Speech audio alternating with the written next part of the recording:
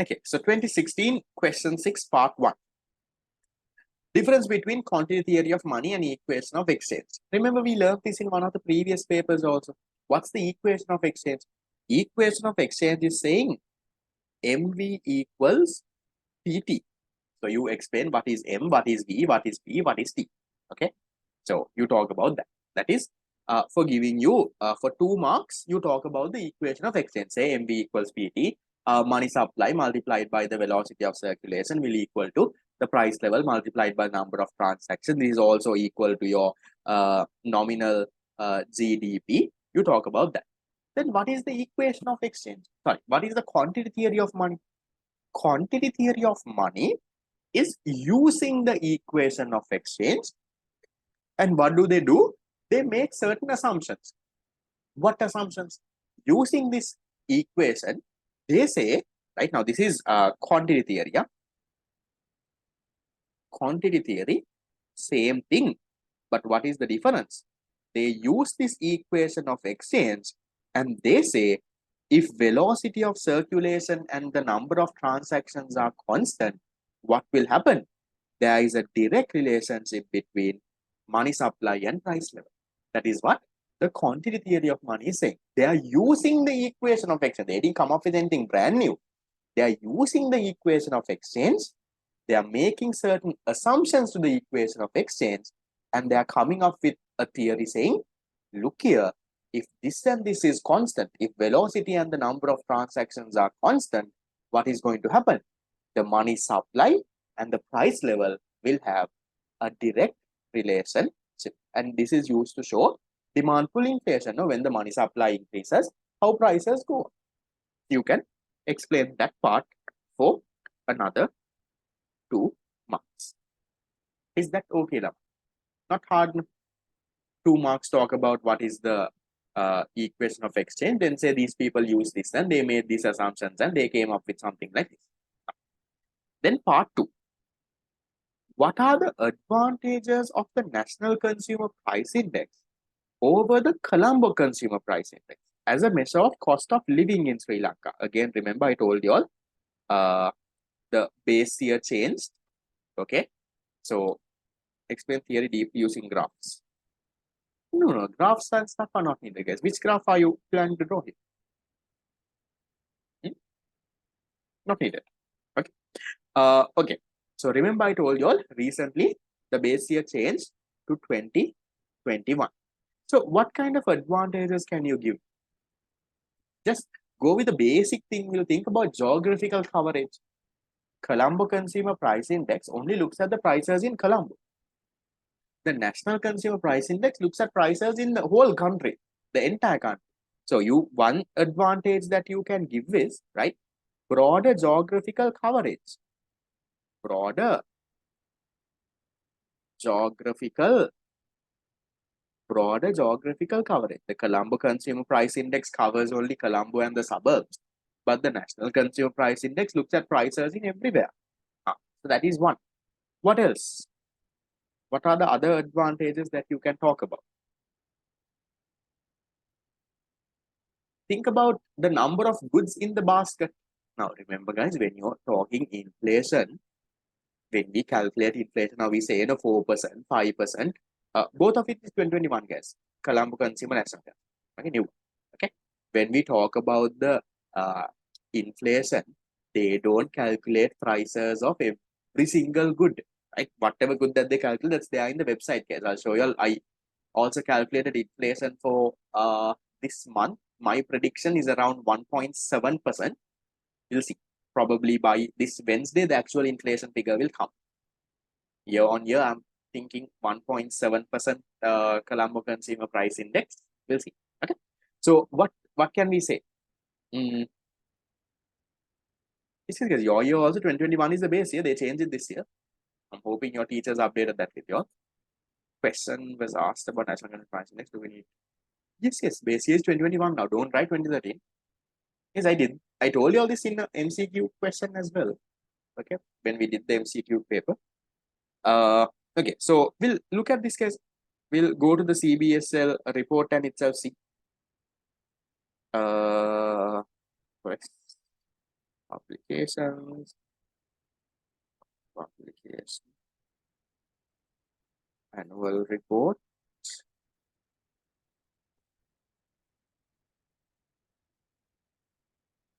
Okay, so absolute prices is the price of the good itself. Average price is you take the average of all the prices. Prices and wages. There is this. Okay, right. So look at a few other things that you can highlight as advantages of national consumer. I showed this to you all during class last time. Okay, so here geographical coverage. Colombo Consumer Price Index covers only the urban areas of the Colombo district. But if you take the National Consumer Price Index, definitely it covers all the provinces here. Okay, you can get that. Then apart from that, look at this guys, the number of items in the basket. In the Colombo Consumer Price Index, there is only 426 items in the basket. But in the National Consumer Price Index, you have 485 items in the basket. So it covers more goods and services when calculating inflation. That can be a better thing. Then also look at this. Colombo Consumer Price Index has only 10 price collection centers. So to calculate the prices, they have 10 collection centers. Then they look at, okay, at this, here what is the price? Here what is the price? Price has gone up. That's how they calculate. But if you take the National Consumer Price Index here, they have 3 per district town. So they have way more, no? Colombo Consumer Price Index has only 10 in total. National Consumer Price Index has 3 every town. That is way more than what might be there. So that can be another thing. What else? What else can you all give as advantages? Price collection centers, number of items, household unit, that's not an advantage. Weight difference here, that's a different thing. Anything else, guys? See if there's anything else in the past wave marking scheme.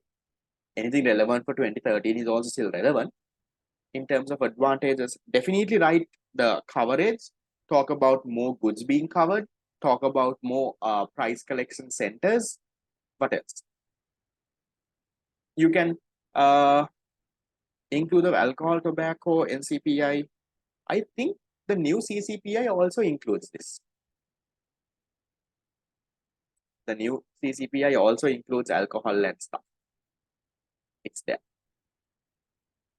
Predict the standard of living. Okay, so maybe you can write something like the Colombo Consumer Price Index is a more comprehensive, the National Consumer Price Index is a more comprehensive measure of the standard of living in the country because it covers the entire country compared to this. Okay, categorization of groups. Here they have major groups, still it's 12. Subgroups are the same. But now look at this case. Here's the average monthly consumption. See how it has changed from CCPI to NCPI. Now this is if they ask you for the differences. You can't give this as advantage. You see, average monthly consumption in the Colombo Consumer Price Index is 91,000. So in Colombo, a family with 3.8 people household size, average consumption is a 91,000. In the national, if you take the whole of Sri Lanka, household size is 3.7. The average household consumption is only 50,000. See how high the cost of living in Colombo is. So is that okay, guys? Can you all write something? So broader geographical coverage, talk about more goods in the basket. Okay, so you have to give numbers, don't just say this. Okay, talk about more price collection centers.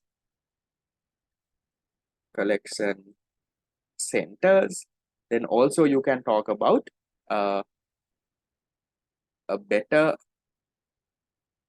measure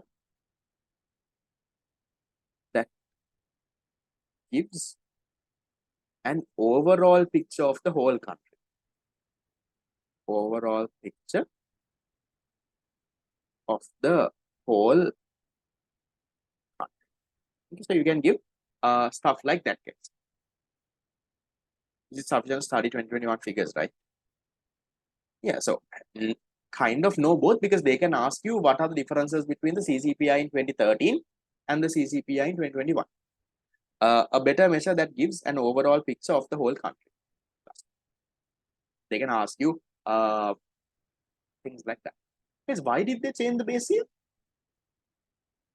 All of this we've spoken about in class fast track, current context and all these spoke. Why did they change the base year? Why did they go from base year 2013 to 2021? To make sure, one, it was IMF requirement, but why did the IMF tell us to do that? Because when we are calculating inflation and all, it has to be, the data has to be updated data. You can't calculate these figures based on past data. Yeah. So to be more relevant, to make the numbers more relevant and more accurate, and whatever that you calculate, inflation and all, for it to be more correct. If you calculate it based on 2013, now this is 10 years later. That's a long time now. That's why we had to change. Okay.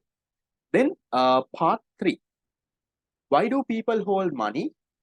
Easy, right? Write the 3 motives: transaction, precautionary, and speculative. What effect does the level of income have on the amount of money people hold? Easy, no? Right? So you can say the more the income, money demand will increase. You talk a little bit about the transaction and the precautionary motive. So level of income has a direct relationship on the level of money that people hold. Very easy 4-mark question. I don't think you can get questions as easy as this. Okay, so that one also I'm skipping and I'm moving forward. Question 4. Assume that for a hypothetical economy, money supply is 3,600. Total bank deposits are 3,200. SRR is 10% and the banks do not hold excess reserve. What is the value of money multiplier? Can you see this is the same question that was repeated before, no? Don't you all think? Can't you all remember that question where they talked about a treasury bond being sold? By how much will the money supply change? By we calculated the money multiplier first. Same thing, no? So how do you calculate money multiplier? Money multiplier equals money supply divided by high powered money. How do you calculate money supply? Currency held by public plus demand deposits, M1. Okay. How do you calculate high powered money? High powered money will have currency held by public. It will have currency held by commercial banks. Oops. Right? Commercial bank, these usually they are excess reserve. Then you have commercial bank deposit with the central bank. I'll just write short forms, guys. This is their required reserve. And then you have other government agency deposits. So in this question, money supply is 3,600. We don't have to find that. They have given. Demand deposits are 3,200. So if demand deposits are 3,200, how much is my currency held by public? What's the number there? Currency held by public has to be a 400. So CC 400. Okay. SRR is 10%. That means from the deposits, 10% they have to keep with the central bank required reserve. How much are deposits? 3,200. How much is 10% of that? 320. So deposits of commercial banks in central bank will be a 320. Banks have no excess reserve. So currency held by commercial banks, nothing. Government agency deposits also, they are not talking about anything. So total high powered money is then a 720. Money supply is 3,600. So 3,600 divided by 720. How much is our money multiplier? What's the number? 36 divided by 720. How much do you get? Just quickly give me an answer. 5, 4, 5, no? Right. Money multiplier is a 5 times. Right? Then part B. What should the central bank do to decrease money supply by 100 million in this economy. Remember, very similar to our previous question, no? So what should they do? Money multiplier is 5 times. So if they want to decrease money supply by 100 million, what should they do? Okay, first of all, should they sell or buy treasury bills or bonds? What should the central bank do? If they want to decrease money supply, what should they do to this? They need to sell. So they need to sell how much worth of treasury bond? Government securities, guys. So they need to sell government securities, fine. How much worth of government securities? To contract money supply by 100 million, money multiplier is 5. So by how much worth of government securities should they sell? Should they sell government securities worth 100 million itself? No, right? It's not 500. How is it 500? They need to sell government securities worth 20 million. If they sell government securities worth 20 million, it will get multiplied by 5. And as a result, there will be 100 million contraction. That's what's going to happen. Yes, multiply. How can you go 5 into 100? They are not asking you by how much will the money supply go up. No. They are asking you to reduce the money supply by 100. What should they do? They are not asking you if you sell treasury bills by 100, what will happen? No. They are asking you to get this end result, to reduce the money supply by 100 million. What should the government do, or what should the central bank do? So to reduce money supply, to sell treasury bonds or government securities. You have to sell how much? You have to sell 20 million worth of treasury bills and bonds. You sell 20 million worth of government securities, it gets multiplied by a 5. Total money supply will fall by 100 million. Is that clear? That's part B.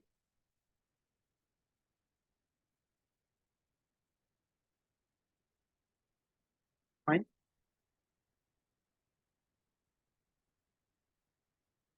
Yeah. Then the last one. Part 5. How does the central bank operate the standing rate corridor to control the interbank money market interest rate? Very interesting story. How many of you all know this, Lamai? You all know how exactly this works? The interest rate corridor, and you know how the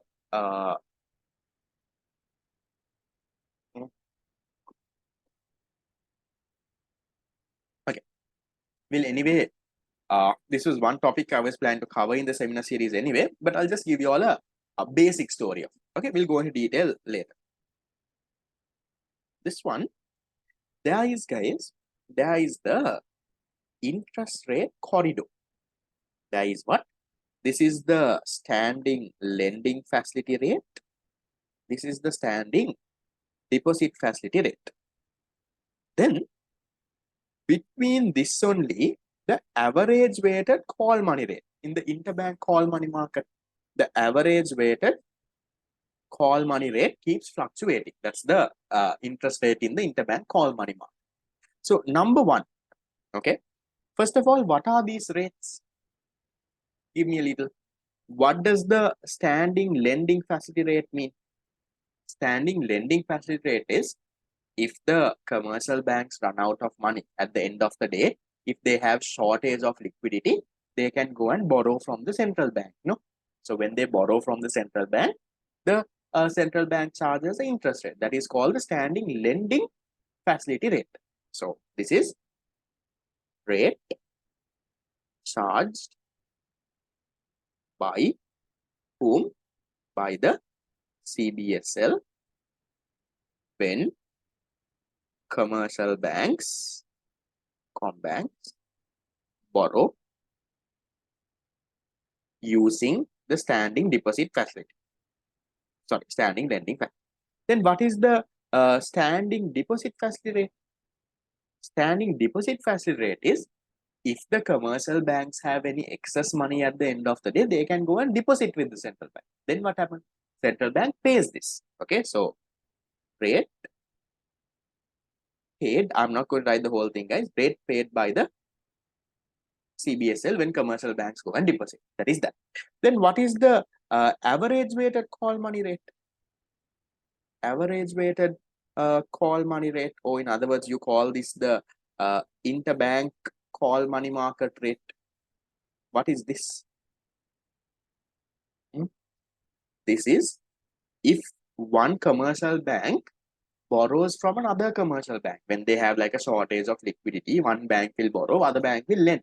So that's the interest rate charge there. Okay, the interest rate where? Interest rate for uh, borrowing and lending. Borrowing and lending where?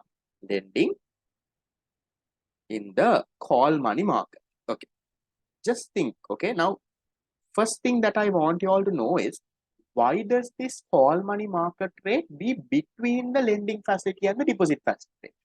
That is one thing that I want you all to understand. Just think, Lamai. Okay, let's say now currently the standing lending facility rate is at 12%, deposit facility rate is 11%. Okay, let's say one commercial bank runs out of money. Your commercial bank runs out of money. They go and ask the neighbor bank. Neighbor bank says, look here, okay, I will give you the money at 13%. Will this commercial bank borrow at 13% in the interbank call money market? What do you think?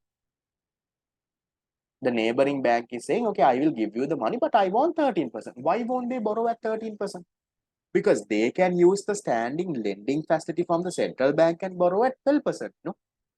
If the bank runs out of money in the call money market, if the other bank says, I want 13%, no one will borrow from them. Why?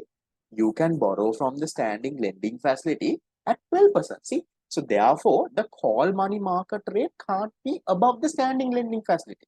Is that clear? The call money market rate, if it's above the standing lending facility, no one will borrow, no? That's one point. That's why it's always below that. Then what about the lower one? Now, what if on the other hand, okay, let's say bank says, can you give me money at 8% interest rate? Will the other bank give them? Now, there is one bank who has excess money. Will they give it to this bank at 8% in the call money market? No, no. Because they will say, look here, from the central bank itself, if I deposit my money, I can get 11% standing deposit facility. Why will I give you the money at 8%? So, ideally, see, this call money market rate has to be between this. No? Above this also won't work, below this also won't work. So, if the call money market interest rate is, for example, let's say somewhere around, let's say 11.5%, now it's helpful for both parties. That is why the call money rate goes between this. That's how the interest rate corridor is formed. But the question is not that. Okay. So, how does the central bank operate the interest rate corridor? That part you can explain there. To control the intermarket interest rates. Now just think, guys, this call money rate, the average weighted call money rate, okay, average weighted call money rate, it's starting to rise. It's starting to go up. Now, why does the call money rate start to go up, Lamai? Think interest rates and the connection with money.